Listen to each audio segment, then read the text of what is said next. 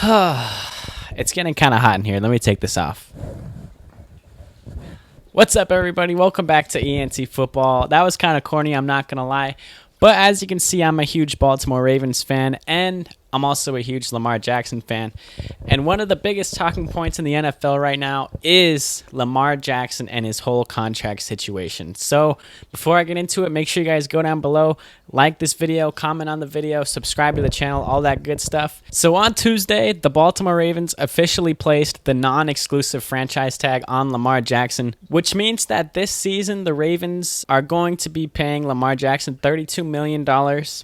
And they have until July 17th to offer him a long-term contract extension until that $32 million becomes official. Other parts of this is that since this is the non-exclusive franchise tag, other teams can come in and they can meet with Lamar Jackson and they can negotiate a contract. If this was the normal exclusive franchise tag, then only the Ravens would be able to negotiate with Lamar Jackson. So other teams can come in, they can negotiate. If Lamar Jackson and that other team agree on a contract, the Ravens will have an opportunity to match that contract. And if they do match that contract, then Lamar Jackson will be returning and signed to the Baltimore Ravens on that contract.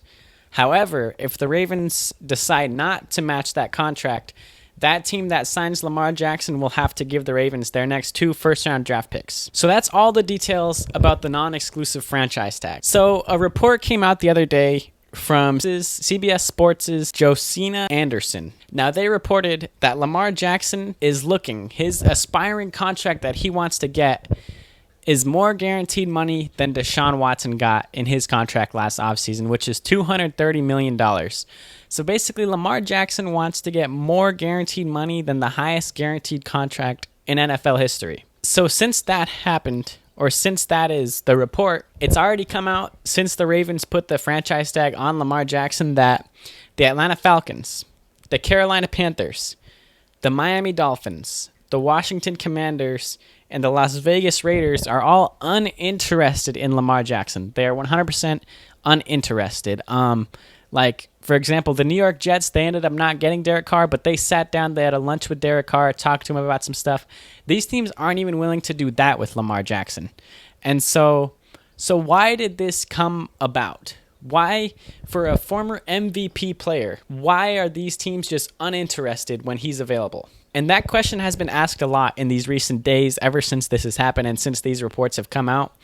And so I want to give my thoughts about it. Before I get into that, I want to talk about Lamar Jackson first, obviously. Now, what Lamar Jackson is doing, I'm going to use this example. In real estate, let's say I flip a house, right? Let's say I buy a house, I flip it, and I do all these nice renovations to it. I'm looking at the market of a house. If there's a house that's worth $700,000 and I think my house is a little bit better, the renovations I did are better, they're nicer, I'm going to list my house for more money than that other house, right? And so that's exactly what Lamar Jackson is doing right now. He's looking at the current quarterback market. He sees Deshaun Watson got $230 million guaranteed, and he's like, I'm better than Deshaun Watson. I have MVP. I led the best team in football to a number 1 seed before. I'm one of the top quarterbacks, and if he got that, then I want even more than that. Which, at the base of it, it's not crazy that he wants that. If I was in his situation, I probably would do the same thing. Deshaun Watson is the only player to have ever gotten a contract like that. This isn't basketball.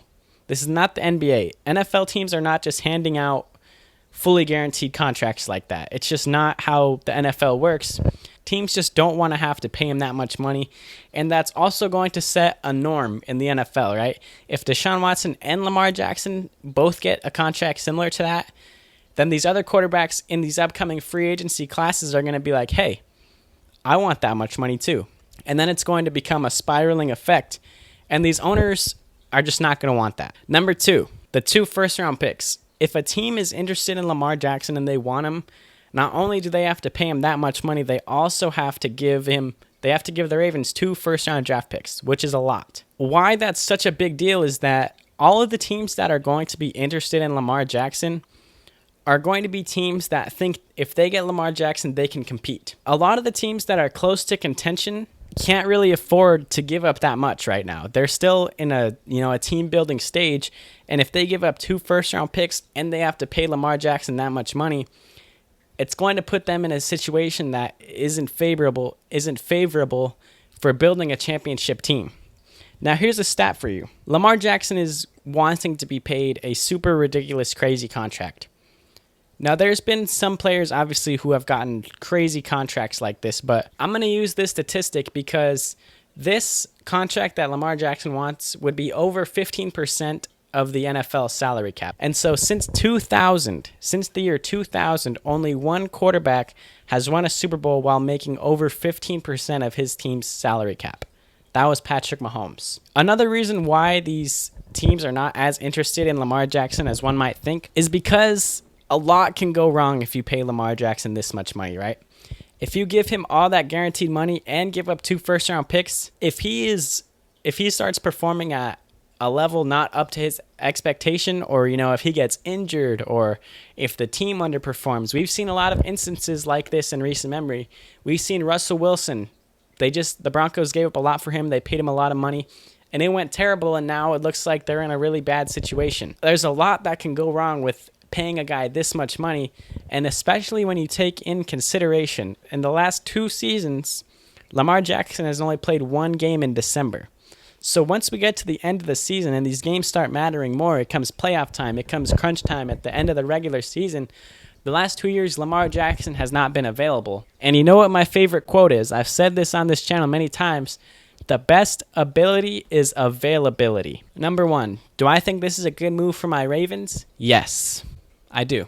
I do think putting the non-exclusive franchise tag on Lamar Jackson is a good move because Lamar Jackson asking for this much money, the Ravens clearly didn't want to pay him that much money. But now Lamar Jackson can go out and negotiate with these other teams, and these teams are going to tell him. Now, by the way, Lamar Jackson is his own agent. Lamar Jackson does not have an agent. He does all his negotiations by himself. So these teams are going to be meeting with Lamar Jackson and telling him directly to his face how much money these teams think he's worth. And so once Lamar talks to these teams and kind of gets a gauge of how much his value actually is, I bet you the Ravens' first couple contract offers that they offered him are better than all these offers that these teams are going to be giving him. And I think it's going to be sort of somewhat of a reality check, although that sounds harsh, a little bit of a reality check to see how much Lamar Jackson is actually worth to these other teams. And if Lamar accepts a contract from another team, the Ravens are going to accept it, or they're going to, they're going to match it. They're going to match it 100%. Unless it's something absolutely crazy, ridiculous, they're going to match it. And basically, the Ravens are kind of letting these other teams bid on Lamar Jackson. They want other teams to bid on Lamar Jackson so that they can see how much he's truly worth instead of just giving him a ridiculous contract.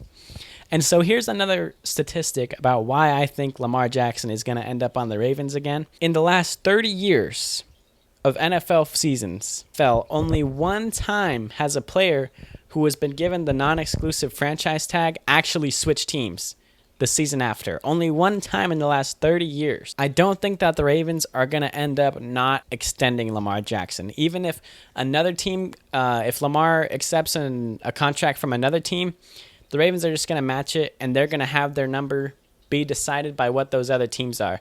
So in a way, the Ravens, it's a chess move. Instead of just giving Lamar Jackson his money, they're going to let these other teams tell Lamar Jackson to his face how much he's worth, and then the Ravens are going to accept that. That's pretty much it. That's all I really wanted to say.